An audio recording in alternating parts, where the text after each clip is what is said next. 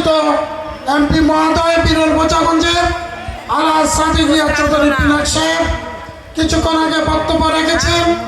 বিরল থানা বিএনপির সংগ্রামী সাধারণ সম্পাদক জনাব সুলতান মাহমুদ উপস্থিত আছেন।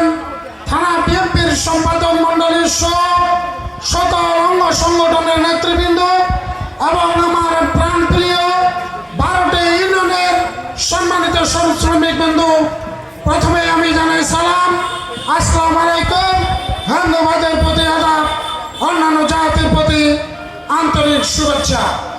আপনারা জানেন 1886 সালে এই শ্রমিক আন্দোলন করতে গিয়ে হাজার হাজার শ্রমিককে হত্যা করা হয়েছিল।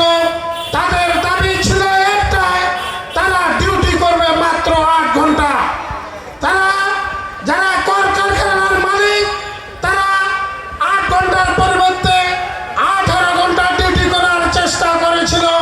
তাই শ্রমিকরা সেদিন বুক পেতে দিয়েছিল, প্রয়োজন মতে গুলি খাবো, আমাদেরকে হত্যা করেন, তবুও আমরা 8 ঘন্টার বেশি ডিউটি করব না। সংগ্রামী সাথী বন্ধুগণ, আপনারা জানেন আমার বিরল উপজেলায় যত শ্রমিক মেহনতি মানুষ আছে তাদেরকে কেউ যদি কটূক্ত করে, কেউ যদি অন্যায়ভাবে কোনো কিছু কথা বলে, তাদের অন্যায় করে কিছু অত্যাচার করা হয়, যখন আমার কাছে খবর আসে তখন আমার রক্ত টকবক হয়ে যায়।